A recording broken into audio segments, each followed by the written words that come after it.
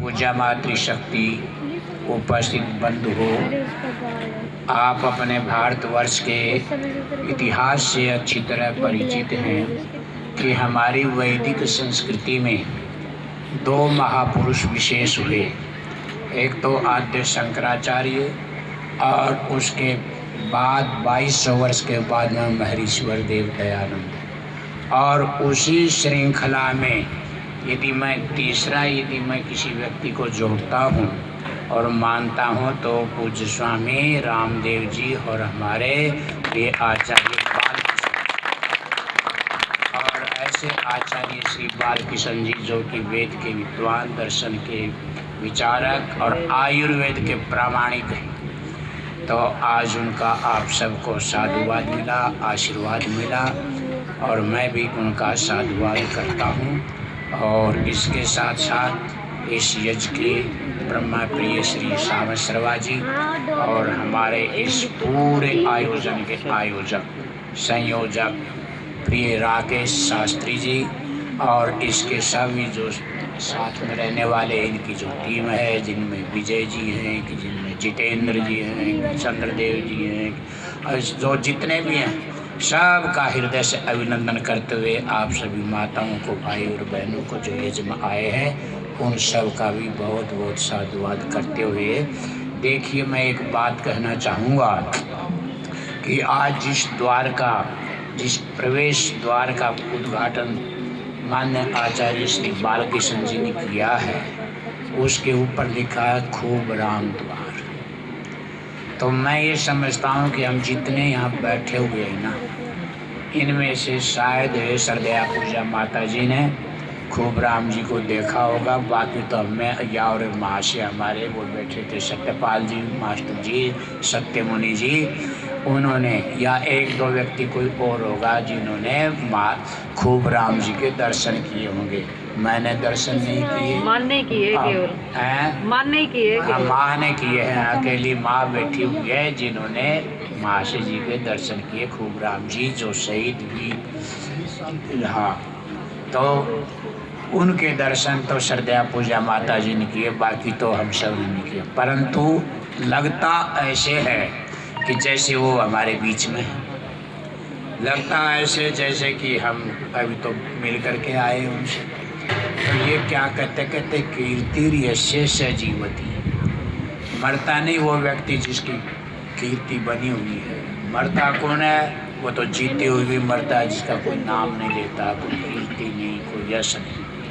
तो श्रद्धे हमारे महाशय खूब राम जी जो कि अमर शहीद हुए हैं सन 1962 के चीन भारत के युद्ध के अवसर पर, मैं उनको सबसे पहले श्रद्धांजलि देते हुए अपनी बात कहूँगा कि देखो, ऐसे शूरवीरों को, ऐसे शहीदों को याद करने का एक ही प्रयोजन होता है कि हम उनके गुणों को अपनाएं, उनके बतलाए हुए मार्ग पर हम चलें और किस बहादुरी के साथ में वो लड़े हैं चीन से दो हाथ करके और अपने आप को बिल्कुल शहीद कर दिया उन्होंने। तो ऐसे कहते हैं कि ऐसे व्यक्तियों की यत्र ब्रह्म विदो यान्ति दीक्षया तपसाशः, कहते हैं कि जो ब्रह्म जानी लोगों की जो सद्गति होती है, वेद के ज्ञाताओं का जो एक मार्ग प्रशस्त होता है उस प्यारे प्रभु को प्राप्त करने का, कहते हैं कि उस रास्ते को ऐसे शूरवीर योद्धा छाती में गोली खा करके उस परम पद को प्राप्त कर देते हैं। पीठ में गोली खाना हमारी संस्कृति की मान्यता नहीं है। पीठ में गोली खाता कायर व्यक्ति, छाती में गोली खाता बहादुर व्यक्ति।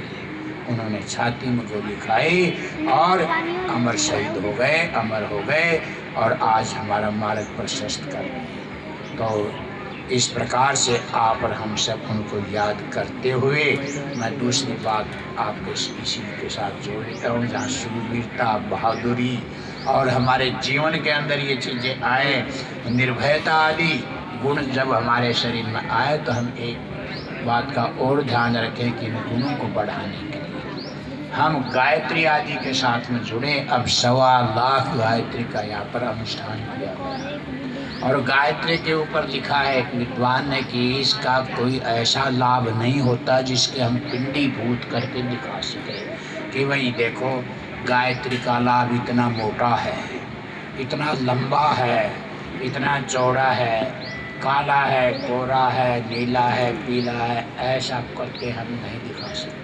वहाँ लिखा है कि अदृष्ट लाभ है गायत्री भवतीति जेयम।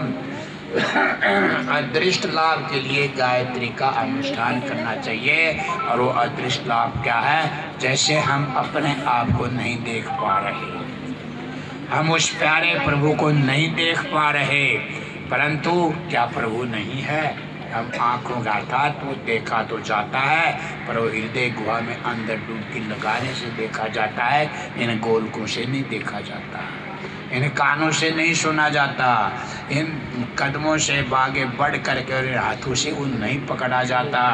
वो तो एक ऐसा है जो कि जर्रे जर्रे में गन्ने के रस की भांति और जैसे दूध में मक्खन घी मिला हुआ है उस भांति वो सब जगह ओतप्रोत है। उस प्रभु को प्राप्त करने के लिए तो व्यक्ति को अपने आप अंतर्मुखी होना पड़ता है। और जो व्यक्ति केंद्रित हो गया, अंतर्मुखी हो गया, उसने कहते हैं कि सर्वे रसा अनुप्राप्ता, उसने सब रस प्राप्त कर लिया, उन्हें सब कुछ प्राप्त कर लिया। तो जितना सूक्ष्म, जितना अपने आप को अंतर्मुखी बनाता ताकत उतनी ही बढ़ जाती है। और जितना स्थूल होगा, जितना मोटा होगा, इतना लंबा होगा, शरीर से भले ही वो कितना भी ताकतवर दिखे पर उतना ही वो कमजोर भी होगा। इसलिए क्या है, आत्मा वारे द्रष्टव्य, मंतव्य, निधिध्यासितव्य है।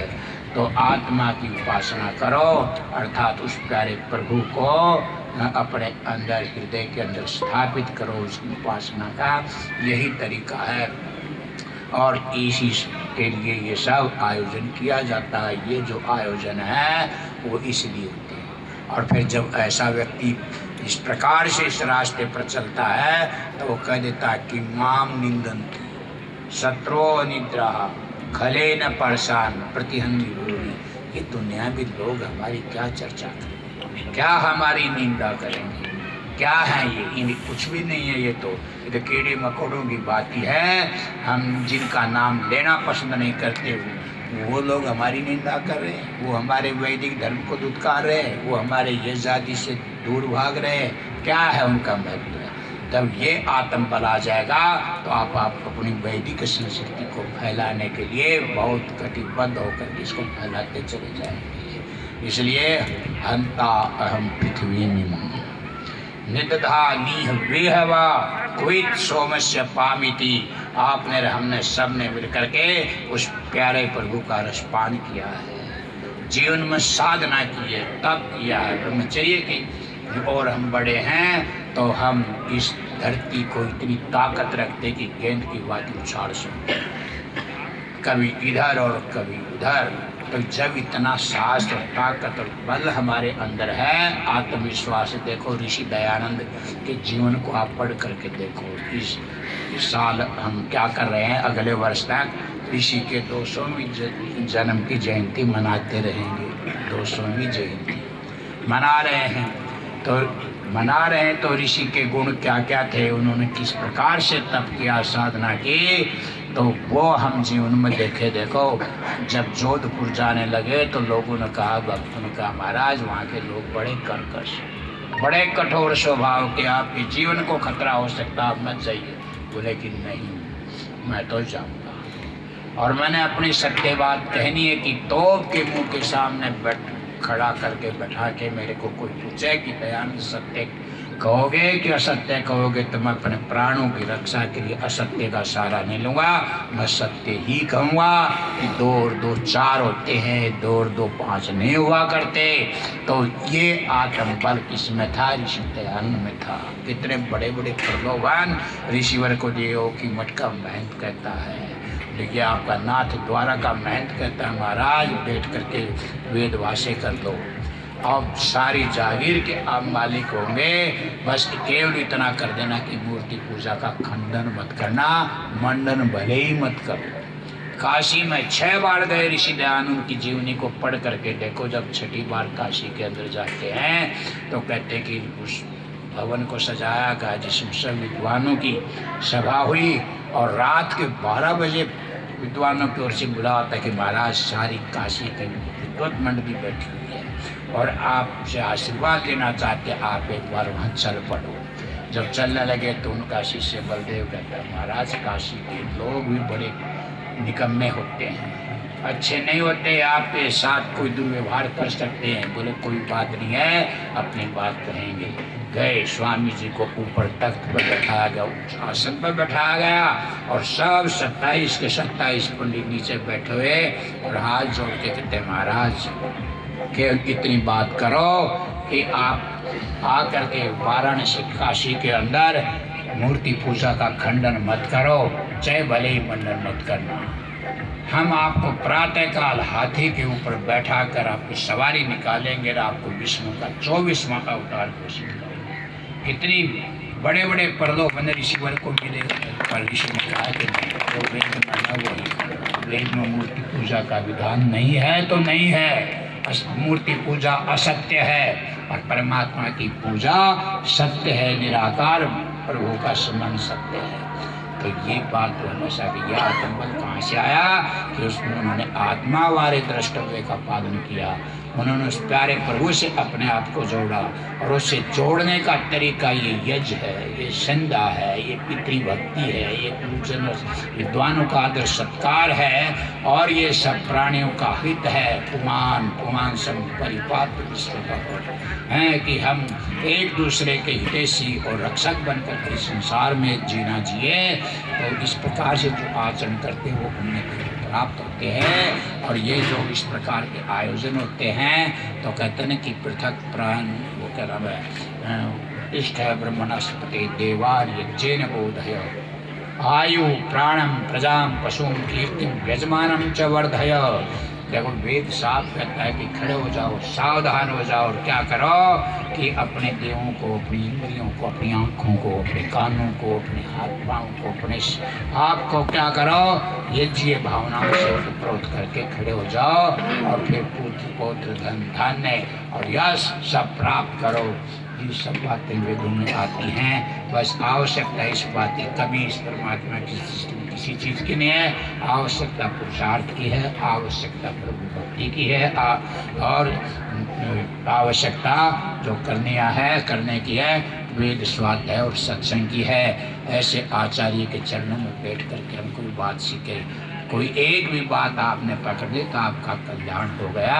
बस इन शब्दों के साथ मैं आप सबका भी साधुवाद करते हुए पुनः प्रिय राकेश जी और उनकी जो सहयोगी जन है और पूरा जो गंगा न्यास जो ये अपना ट्रस्ट है, इन सब ट्रस्टियों का हृदय से अभिनंदन और स्वागत करता हूँ और आशीर्वाद देता हूँ सन्यासी के नाते कि भी आप खूब आगे बढ़ो, आनंदित रहो और ये यश करते रहो, विस्तार करते रहो। वेद भाषा में स्थान स्थान पर लिखते हैं कि यज्ञों का विस्तार करते रहना चाहिए, इसलिए आप इसको ये मत मानो कि यज्ञ से ये हो जाएगा। यज्ञ से अदृष्ट लाभ होगा, आपका आत्मोत्थान होगा और आप आगे आगे बढ़ते चले जाएंगे। आपको नहीं पता लगाएगी ताकत कहाँ से आई, पर ताकत आएगी बस ओम शांति।